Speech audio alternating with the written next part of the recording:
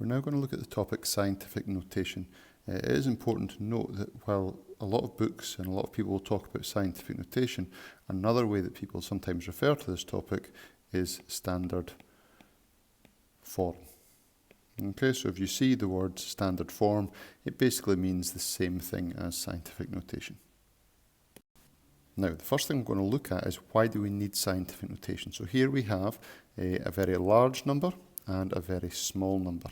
And what's difficult about these, the mass of the planet Earth is this 5972 followed by lots of zeros. But for me to get an idea of the size of that number, I would need to count the zeros to work out the size of this 5 here. The other thing is with this very small number, again, for me to get an idea of the size of this number, I need to know how many zeros are there. Now, when you're dealing with very large or very small numbers, we don't want to be in a situation where every single time we have to count all the zeros. And these numbers in science are not even particularly large or small.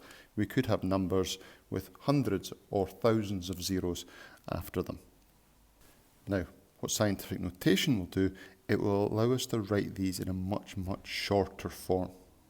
Okay, so basically this is almost like using an abbreviation in order to represent this large number, so I don't need to write out all these zeros. I'm going to show you just quickly what it would look like for each of these by writing them underneath. So the top number here, 5.972 times 10 to the 24 is the abbreviation or the quicker way or shorter way of writing this large number.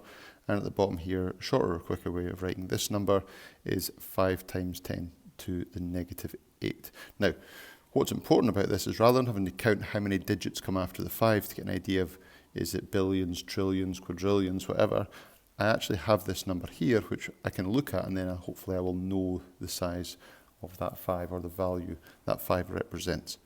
And the first thing we're going to do is we're going to teach you how to write out things in scientific notation. So now that we know that this is just a quicker way to write large or small numbers, we need to kind of understand what it should look like every time. So numbers written in scientific notation are written as follows. Now this is the shape or general appearance of what scientific notation should look like. So it will always have a number here, it will always have a times 10, and it will always have a number here. But it's not just any number for A and B, we need to be a bit more specific. So whatever number goes at the front before the times 10 will always be a number greater than or equal to 1, but less than 10. So effectively a number between 1 and 10. But definitely not 10 itself, because that's got 2 digits. So we're looking for 1 digit only to be in front of the decimal point. The times 10 will always be there, so it will never be times any other number. It will always be multiplied by 10. And the value of b here is obviously a power, and it can be positive or negative, but it must be a whole number. Now, the proper name for that is an integer, but if you want to just think of it as a positive or a negative whole number, that's okay. So we can't have any fractions here or decimals here. It's got to be a whole number, either positive or negative.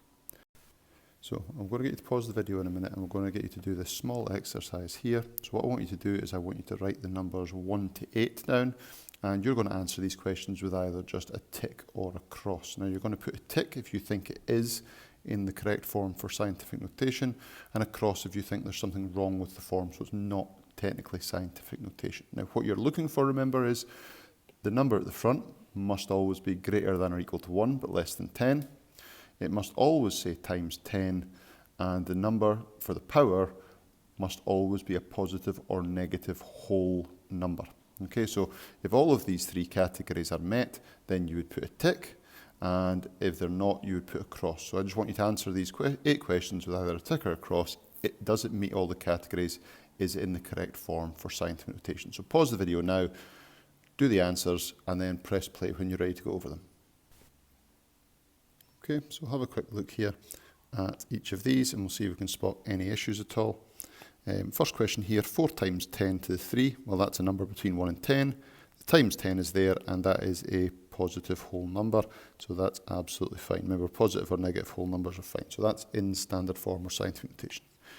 This one has a decimal, but 8.7 is still between 1 and 10, so that's absolutely okay. It's got the times 10 and it's got a whole number there. So again, that is in scientific notation.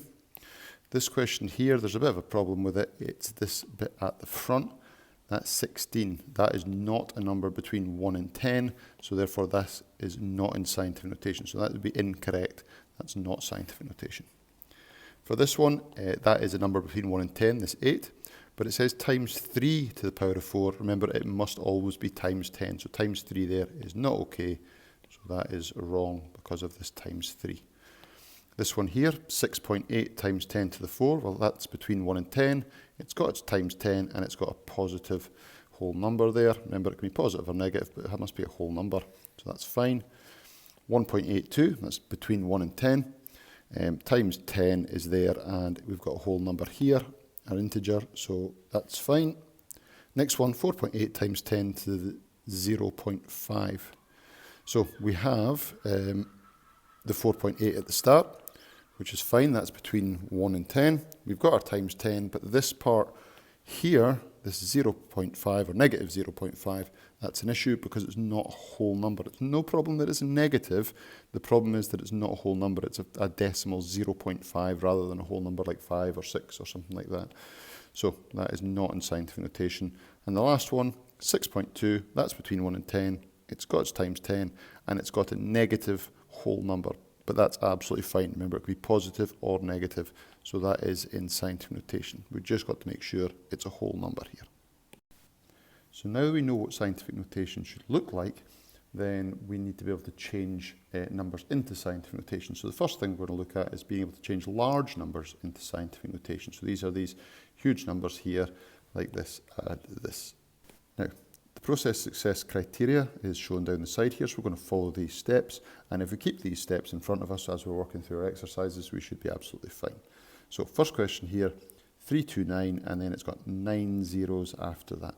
So step 1 here tells us to work out where the decimal point needs to go to make a number between 1 and 10. Remember, that first part of scientific notation has to be a number between 1 and 10. So imagine the decimal point was put here. Then that number would be 329. That's not between 1 and 10.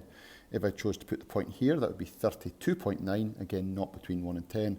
Here, so it would be 3.29. So that's what I want. I want that number between 1 and 10. So I'm going to write down 3.29. Now, I've used an equal sign here. Obviously, these two numbers aren't the same. This is much, much larger than this. So let's have a look at the steps. We've done this. We've worked out where the decimal point needs to go, and we've got our number between 1 and 10.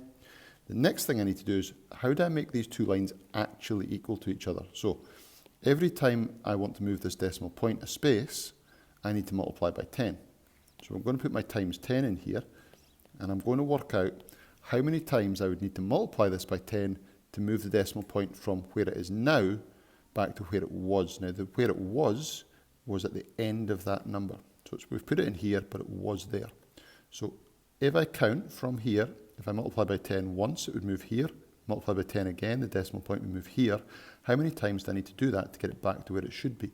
So let's see, from here, 3.29, we move it once. Well, let's actually put the lines in. We move it once, twice, 3, 4, 5, 6, 7, 8, 9, 10, 11 times. That means I've had to multiply by 10 11 times, and that means it's 10 to the power of 11. Okay, remember 10 to the power of 11 is times 10, times 10, times 10, times 10, 11 times basically.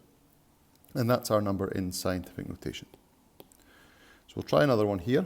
Again, we've got to work through our step 1, work out where the decimal point needs to go to make a number between 1 and 10. So say for instance I was to put the point here, then that'd be 700, that's no use. Here it would be 70, here it would be 7, and that's what I'm looking for. I want this to be 7 and where my decimal point is. Okay.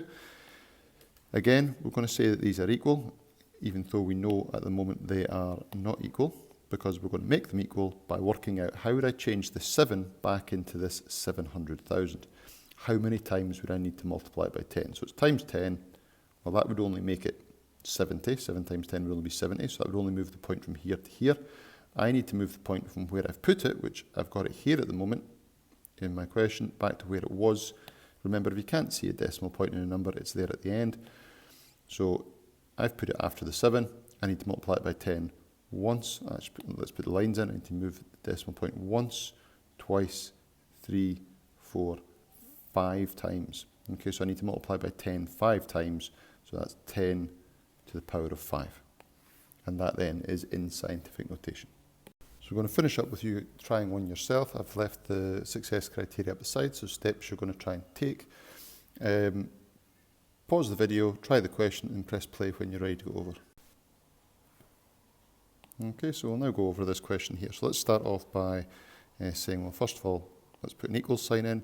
And the first thing we need to do is work out where I'm going to put my decimal point to make a number between 1 and 10. Remember, the decimal point in a number is currently there, but I'm going to need to put it here between the 4 and the 3.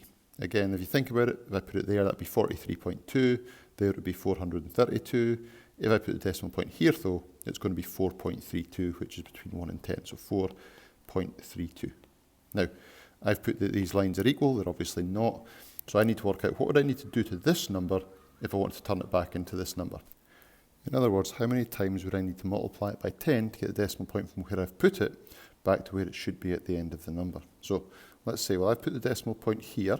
So I'm going to count from this space between the 4 and the 3 where I've got my point, how many spaces I need to move it to get it to here, or how many times I would need to multiply by 10. So it's currently between the 4 and the 3. I'm going to move it once, twice, 3, 4, 5, 6, 7, 8 times, which means I'm going to multiply by 10 8 times in a row, so times 10 times 10, times 10 times 10, times 10 times 10, times 10 times 10. But the quick way to write that is times 10 to the power of 8. I've had to multiply it by 10 8 times, and that's the quick way to write that out.